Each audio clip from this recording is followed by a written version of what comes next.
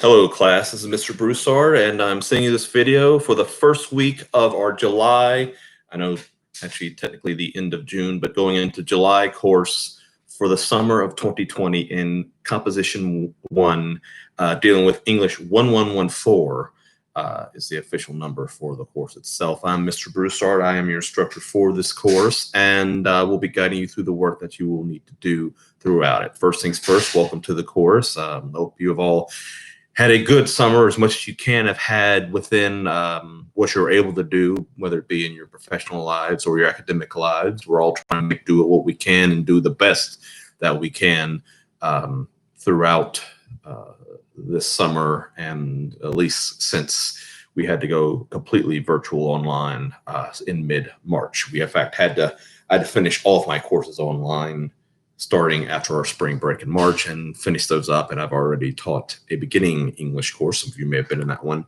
which started at the beginning of June and ended actually last Friday, the Friday last week. So hopefully you've been able to make do with what you've needed to, and I've tried to do the same as well. So I will send you a weekly video, usually on Tuesdays, letting you know what it is you need to do for the rest of those individual weeks. Now, this video is going to be a little longer because I'm going to have to give you overall guidance as far as what it is you need to do for the class as a whole. First things first, this video, obviously you'll be watching this, is under Announcements tab. You may have noticed there's some other things under Announcements tab. Your syllabus is under Announcements tab. The instructions on what work you need to do for this week is under the Announcements tab. There's just also a example MLA 8th edition header, page header, and title that is noted. All of the work save the argumentative essay. The argumentative essay is the only work that does not follow this rule. All of the work you do in this class, other than the argumentative essay, will be under MLA 8th edition guidelines, and therefore you need to follow that template as far as your headers, your page header, your page headers, plural. You'll have a lot of work that will take more than one page, and your title. Just to let you know, your header and your title only appear on page 1, but your page headers appear on every single page you have, and will include your last name and only your last name as far as as part of your name, a space, and then the numeral of whatever that page is. So if I was writing an essay, I would have Broussard 1, Broussard 2, Broussard 3. You'll have your last name 1, your last name 2, your last name 3. Do not include your first name, you're losing point. It will include your name, the instructor's name, mine, the class name, and the date needs to be in European style. So let's say today would be 30 June 2020. Note the order it went in, it went day, month, year, and note there was no comma in that. So that's the way it needs to be, European style in the header, but only in the header. If you reference dates in the actual compositions themselves, they will be in American style. So today would be in your composition, June 30, comma, 2020. So please note the differences. You must also have a title on every composition you write. And let me go ahead and tell you right now, don't be boring with your titles. When it comes to the journals that you write, you will be given a very broad topic. Some of you have already emailed me about what does this mean about water. I do that intentionally. I make it extremely broad. I do that intentionally. So you have the title, the topic of water. First things first, do not title your first journal water. You do that, you're going to lose points because that is boring. Who wants to read a composition titled water? I don't, I'm paid to. But even worse than that, do not title your composition in that first journal, Journal Entry 1. Because that's even more boring. Who wants to read Journal Entry 1? I'm paid to read Journal Entry 1, and I don't want to read Journal Entry 1. That, by the way, goes also for your essays. I'm paid to read example essays. I don't want to read example essay. I'm paid to read argumentative essays. I don't want to read argumentative essays as a title. Be creative with your titles. Your title is the first bit of creativity your reader will see. If they see a boring title, they're going to expect a boring read, and they will find it. So never title it the broad topic in which it is given, like water or spring or whatever it is.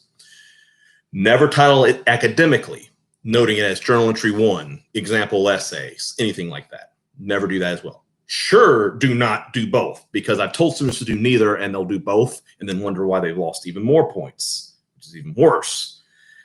Although even worse than that would be not having a title.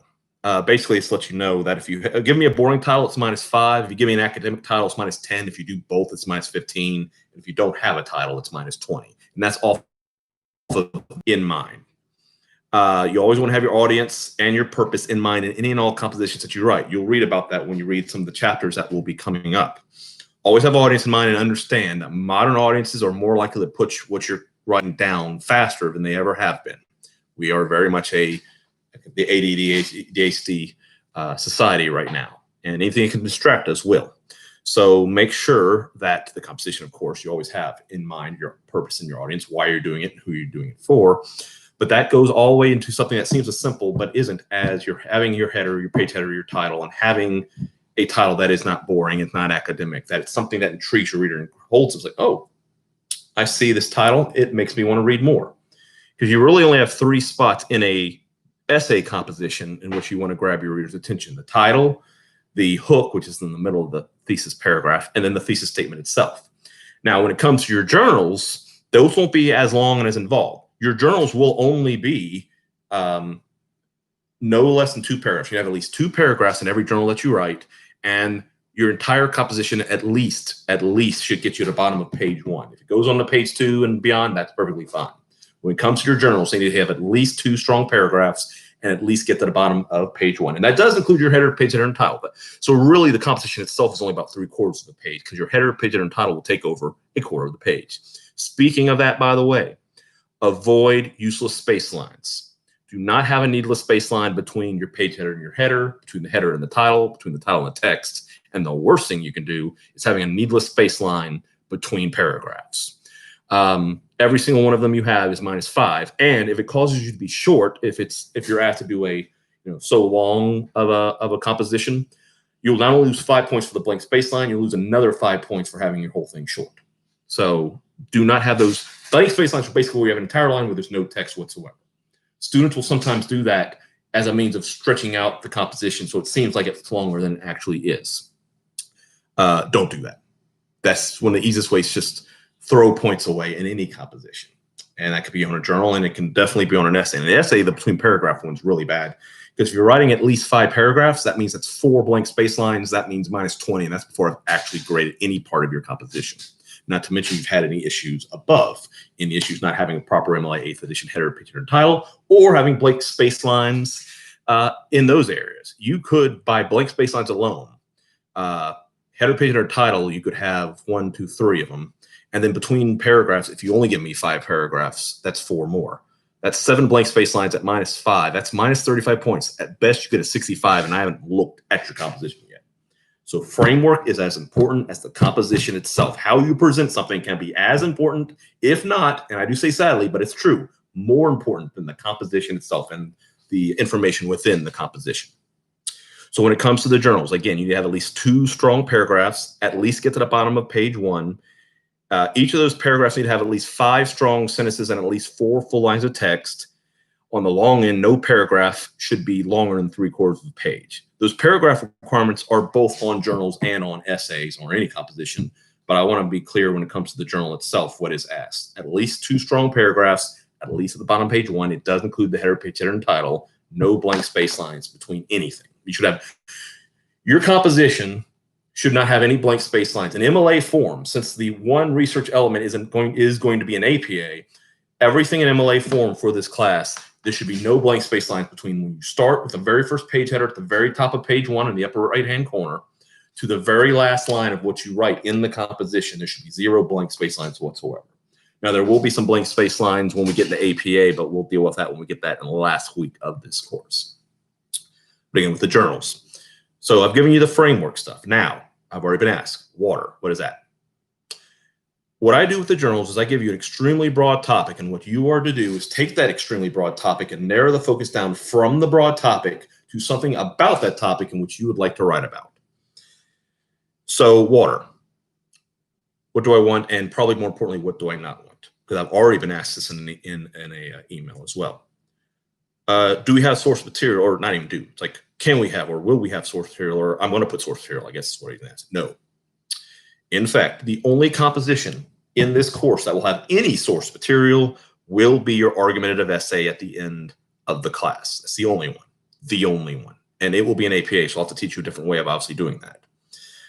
If you have any source material in any composition other than that argumentative essay, it's a 0. it will be a 0. It's a 0 if you source it. If you don't source it, that is an academic integrity plagiarism 0, and 2 of those means you failed the course.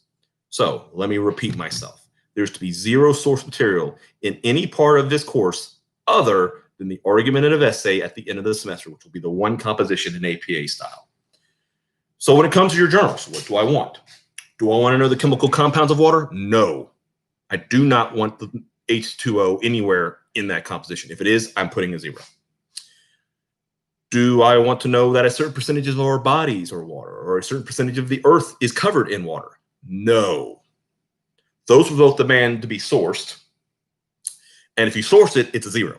If you don't source it, it's a plagiarism academic integrity 0. And again, 2 of those means you failed the course. What do I want when it comes to journals? Where do you like to go fishing? Where do you like to go swimming? Do you like going to the islands? Do you like it when it rains? Do you hate it when it rains? Do you have a storm story, Katrina story, or a different other storm story that does with water? Could you tie it in working out and the amount of sweating you do, or the amount of water that you drink while working out? You can do that. Frozen water, dealing with ice or snow, because that technically goes with water. You could do that as well. Again, take the broad topic I give you and narrow the focus down to something about that broad topic which you want to write about, but is not anything that would ever need to be sourced or have anything that would need to be sourced. And the reason I do this is simple. A lot of students use the ability to give source material as a cheap way of coming up with content and not having to think. Hear these words. I will make you think whether you like it or not. I am in the business of making you think because K through 12 has trained you not to think. Everything in K through 12 has been geared to keep you from actually thinking for yourself. I will do my best to try to break that in these 4 weeks. Seems impossible, but maybe in general it is, but at least for the next 4 weeks, I can control that. Because if you do decide to do things that basically have no thought process, your grade will reflect it, either in a horrible grade or in the case of having source material, 0s. So again, when it comes to water, do you like to go fishing and where is that? Do you like to go swim in places and where is that? And talk about that. Do you like going, again, on the boat to the island? Do you like going on the beach? Do you like it when it rains? All the things that I noted before. I just want to be abundantly clear of what I want and, more importantly, what I don't want. Again, I don't want cheap writing devices. I do not like, I despise cheap writing devices. I will have to break that out of a lot of students. I know it seems impossible in 4 weeks, but we'll have to do our best with what we can. That goes along the lines of saying things like I believe or I think or in my opinion or any of those things. Never write any of that. That's bad in any composition. It's worse if it's in like a thesis paragraph or a concluding paragraph.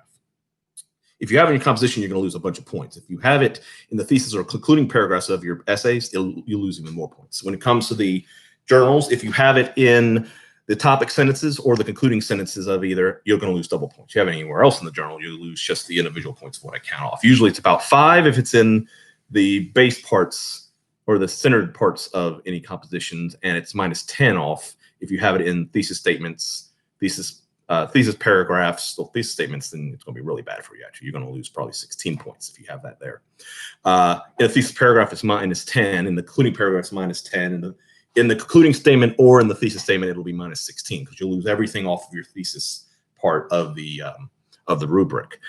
When it comes to the journals, you have in your topic sentence or in your concluding sentences of either of your paragraphs, you'll lose huge points, at least 10 points when it comes to those areas. So don't ever have those. Those are more cheap writing devices. It better be what you believe. It better be what you think. It better be what your opinion is. And it better be what in this essay you will be doing. It's your composition. Same thing for in conclusion. Never write in conclusion. Never have in conclusion. It better be concluding if it's in the concluding paragraph, or it better be concluding if it's at the end of the whole of the composition. These things are assumed by the very nature of what you're doing. And if you put it, that's cheap writing devices. That's a cheap way of filling content. And your grade will reflect if you do those things. So please make sure you give me what I ask. So again, going back to journals. First one's on water. Broad topic, narrow the focus down, but something about water which you would like to write about, not having any source material. I want your creativity to come through. I want you to come through. I want to see you through your compositions, all of your compositions. I want to see you come through.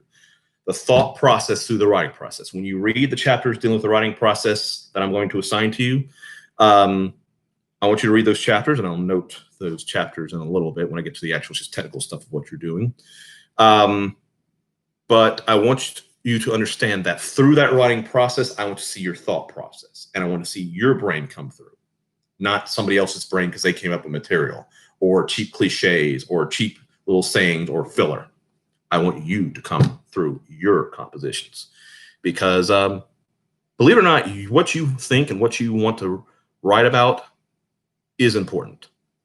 And you are the ultimate authority of anything that you write on, if for no other reason your name's at the top of that page. So I want to see you come through. I want your ideas to come through. Your thoughts and your ideas are important enough to come through a composition, whether it be a journal, again, with a minimum of 2 paragraphs, strong paragraphs, or essays where there will be a minimum of 5 paragraphs, maybe even more in certain cases, and you'll have a word count that gets attached to them. And I'll let you know more about this first one when we get to the actual official stuff of what we're going to do for the course. But the most important thing in this course is I want you to use the rhetorical modes as they're being taught to you, and these journals as they're being brought into your writing world as a means of expression. Use the rhetorical modes, use the fact that we're making you write as a means of using one's own expression. Because if you have the inspiration to want to write, you're going to want to write beyond just getting a good grade in the class, making your parent happy or your significant other happy or a child happy or a loved one happy or even me happy. Well, I would like to be happy with everything you write. The most important thing is that you are able to express yourself through the written word, through the compositions of what I have assigned you, and to know that you can do that and that the ideas that you have are valuable enough to express. Understand that. Your ideas are valuable enough to express. Again, unfortunately, most of education that you've dealt with up to this point has taught you that your thoughts are unimportant. Just regurgitate things, throw them back up on a paper or on a test, even more likely. They've only even reintroduced writing in the last couple of years. You may have gotten fortunate because you've had at least 3, if not 4 years to where writing was reintroduced, simply because you had a nice solid chunk of, unfortunately, not going to help you in the world if you can't get a grade. So hold on, I got to do this thing because something's going wrong and wonky with. All right. And let me know, and I'll try to let you know what it is that was missed. Sorry, this is a long video, but I've got a whole lot of stuff I've got to get on to. And since this is an online course, the first video is going to be long. The last 3 videos in this course aren't going to be as long. There's so much setup that needs to be done because I'm already being asked questions. So I want to make sure that I'm clear in what I'm asking for and what I want. And if this video doesn't make it completely clear, email me and I'll try to answer the emails in due time. Now, just to let you know, that doesn't mean it's going to be immediate. There are times in which I'm in front of this computer and I can help you immediately, and then sometimes it might not be till the next day. So the best thing that I can ask is that you ask it early enough to where I can answer it. And if you try asking me a question like right before something's due, there's a very good chance I'm not going to see it till after it is due and you've already got a 0. So please make sure you ask early enough when it comes to any and all work that we are dealing with. So again, you have a journal that is due. And I guess just let you know, I'll go ahead and let you know the actual work stuff that you do have due for this course right now. Let me go ahead and click on this. All right. First things first. What you need to read for this week. Yes, it's a lot of reading, but again, we're cramming 16 to 17 weeks of a course into 4 weeks. So the good news is it'll be over soon. The bad news is it'll be over soon. So you've got a lot of work and it's boom, boom, boom, boom until the end. Although in many ways, this is good because you don't have any letdown time and therefore you won't kind of get too relaxed and you'll push through. And in some way, I find that students usually do better in classes like this simply because they didn't have the time to ease, because sometimes you ease and then you don't do certain things and then grades get lost. So what do you need to make sure you read for this week? 1, read chapter 1, the writing process. This is pages 6 to 16. Also read chapter 20, strategies for stating a thesis and planning, which is pages 398 to 419. Read chapter 21, strategies for drafting, page 420 to 435, and chapter 23, strategies for revising and editing, pages 458 to 475. All of those different little, those chapters deal with the writing process, both pre-writing, basically the writing you do and the thought process comes before you write, the writing process of actually typing it out and what needs to be there, and then post-writing, which is basically edit, revise, and proofread. All 3 of those aspects are important when it comes to the writing process. You need to have a thought process and some things written down or typed down before you actually type out the essay. You need to type the essay and make sure it comes in the form in which it needs to be. And then you need to check on it afterwards and revise, edit, and proofread. It deals in the 3 areas you're dealing with. Basically, when it comes to revision, the structure and the content gets dealt with. Editing and proofreading, that's grammar, spelling, punctuation, usage, the small little details, the minor little things here or there. Make sure it's all done correctly and how it needs to be. So that all those three are important. What you also need to read. Now, you don't have to read this whole chapter, but you do need to read Strategies for Developing, which is the entire chapter name. But under that, the part that says Giving Examples. That's on pages 436 to 438. It's only a few pages, but those few pages deal with the first of your rhetorical modes, which is the example essay, also known as the illustrative essay. Basic guidance for the example essay is this. You have something that you believe in, but you believe in it because of life examples, things that have happened in your own life or in the lives of those closest to you, where you kind of know what went on because you either active part of what went on or an active observer of what went on, and how that influenced you to believe in a thing that you believe in. So it's not academic in nature. Once you get more academic in nature and having that type of backing, that's when you'll get the argumentative, and that's where you'll have source material. Again, there's to be no source material on this first essay, the example essay. It is to be completely all at least 700 words of the example essay, at least 700 words. You can always have more if you want. It needs to be at least 5 paragraphs and at least 700 words of the example essay. Need to be your own thoughts and ideas. Every little aspect of it needs to be your own thoughts and ideas, because again, no source material until the argumentative essay. And again, my guidance is simple. I'm not going to tell you what to write about. When it comes to the actual essays itself, 3 of the 4 essays that you will write for me, you will come up with the topic. I will not give you a topic. Don't bother asking me to give you a topic. Again, I want to make you think whether you like it or not. So when it comes to this example essay, you will come with a topic. What is something that you believe in because of the life examples that you have dealt with, either yourself or the one closest to you, that influence you to believe this thing? That's what you should be doing.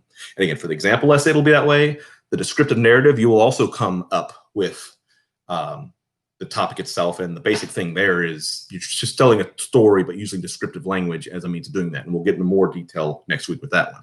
And then the last essay, which is the argumentative. Again, you will come up with a topic, but it needs to be something that is a point that you, again, something kind of similar to example, something you believe in, but it's something that can be backed up with logic, facts, and reasoning. And that's where the source material comes in to back you up. That's things you pulled out your rear.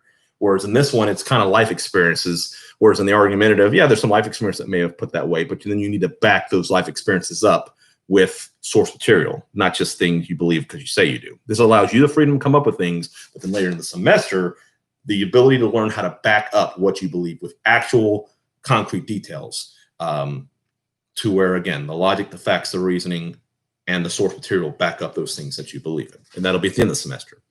Now, the one essay in which it will not be, in which I have and will give you the topic, and I'm actually going to have to give you a little freedom on this one simply because of the logistics of the course.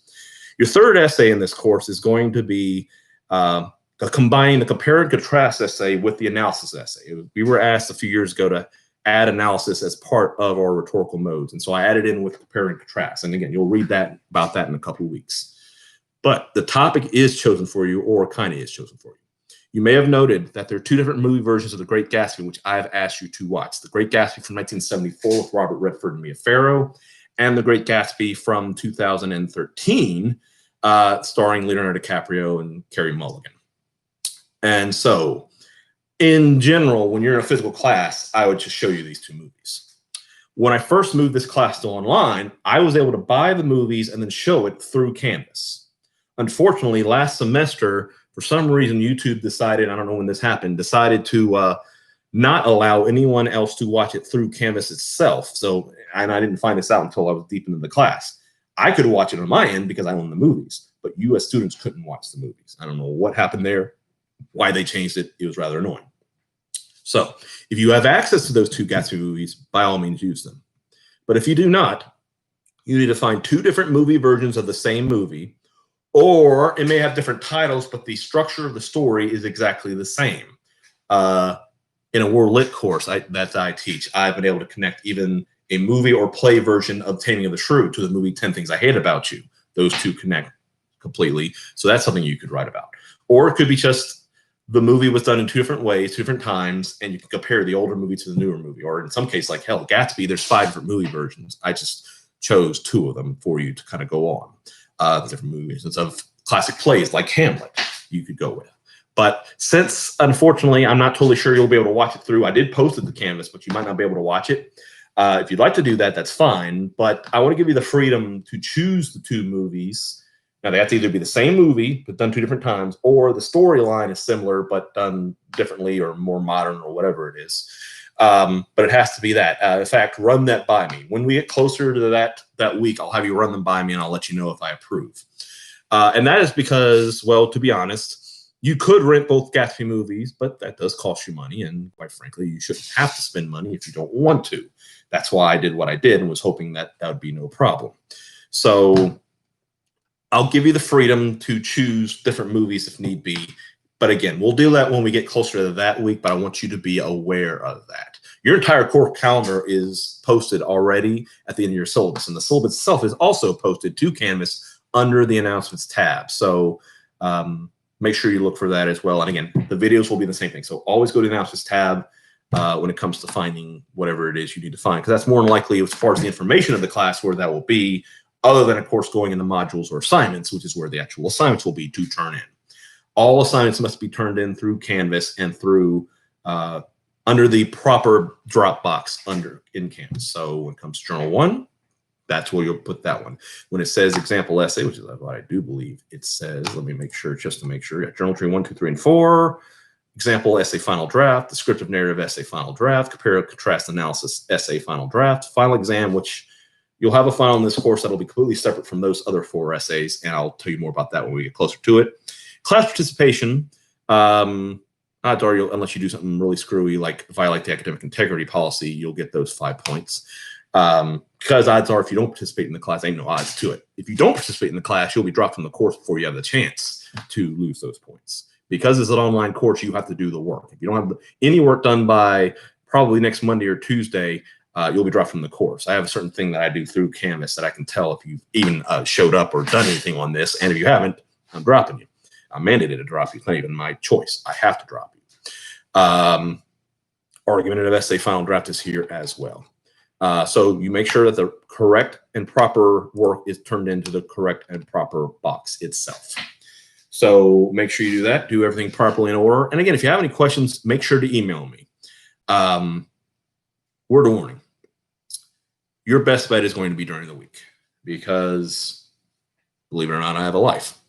I might be doing things on the weekend. This weekend's 4th of July. I'm definitely going to be doing something. So if you expect me on Saturday in the middle of 4th of July, be like, I want this answered immediately, you're not going to get an answer. Not only not immediately, but there's a chance it probably won't be until Monday morning. So be mindful of my time and that I have things that I'm doing. I might not be able to respond immediately. You might get an immediate response if I happen to be on this computer, or it might be delayed, God knows how long, depending on what all else is going on in my life. But I'll try my best to do it as fast as possible, but also be mindful and have some common sense about when you do ask questions and then getting angry when I'm not giving you an immediate answer because, oh, by the way, I'm somewhere, I'm not even at my house. So be mindful of me and my ability to run this class as much as we can do when it comes to doing an online course like this one. So hopefully you got enough of what you needed when it comes to this, because I'll be honest, if I go any further, if you haven't already zoned me out, you probably will, because we're about to creep up on 30 minutes, and I don't want this thing any longer than 30 minutes anyways. But unfortunately, I know this first video has to be this long simply because there's so much setup to do. The next couple ones, all the first semester should not be this long unless y'all do something so egregious that I have to scold y'all. So make sure that you do the work as asked. If you have any questions and something maybe wasn't totally clear about this video, ask me through email. Although, forewarning, look at your syllabus. If it's something that's answered through your syllabus and you ask me a question, I'll just say, look in the syllabus. It's in the syllabus. Because when you ask your instructor questions that are answered and already answered in plain text, you make them very unhappy. Just word of warning, and that's for the rest of your college life. It's in the syllabus. In fact, we have t-shirts made up that just say it's in the syllabus. My goal is to lose a little more weight so I can wear that to class next semester. Because it's one of those things, amongst many things that students do that annoy the hell out of instructors, professors. And, you know, we can just tell you it's in the syllabus and you better go look at it. Now, if something in the syllabus isn't totally clear, then maybe understand. Make sure we understand that there's something in there that you're not totally clear about. Then we can explain things further. But if it's a basic answer that's in the syllabus and you're still asking us the question, you can make your instructor very mad. You'll definitely make me mad if it's me, but you'll do that for any and all your other instructors if you do that as well. Hope you're all doing well. Hope this didn't overwhelm you completely. Again, if you have any questions, email me. I'll try to answer them as soon as possible. And if I have a lot of questions about the same thing, I may make another video later in the week just to kind of clarify some things. But in general, I will just do videos every Tuesday from now until the end of the month. Well, not the whole month, because actually the last week of July is the class is already over. Believe it or not, this class ends on July 23rd. And then we have 3 complete weeks off until we start back in the fall. And as of now, we will have physical classes. We're going to expand online offerings. We're expanding our hybrid offerings, and then we're introducing what we call high flex offerings, where you have the ability to either physically show up in class, or if you're unable to, either scared because of COVID, sick in general, or whatever, you can then watch and be an active participant in the class from the comfort of your own home. We're going to introduce that in the fall. We are converting many of the classrooms now, and that'll be in a lot of different of your classrooms. Now, be patient with us because we're learning all this now. In fact, there's going to be a lot of kinks that have to work out. Let's just be real about that. But we will try our best when that semester does come. Which reminds me, you can go ahead and register now. You could have registered all the way going back to the end of April, I do believe. So go ahead and register now. Make sure you register for courses. Register in assumption that you've passed this course. And so go and register for a Comp 2 beyond this. If you feel like you're not doing well in this course, then register for a Comp 1 or this a 1114 and look for me as well. And then sign up for that and take that. But hopefully you'll do well in this class. There'll be no issues. Everyone will do great. And then you can go take Comp 2 if that's mandatory, if you'd like to. Or if this is the furthest you have to go for an English class, you never want to take another one again. Well, then don't worry about English and go and register for your other classes. Again, hope you're all doing well. And if I have any issues or see there's a lot of issues in the same realm, I'll send another video later in the week. If not, I'll send another video a week from today. Hope you all have a great day. And if I don't send another video, a happy 4th of July.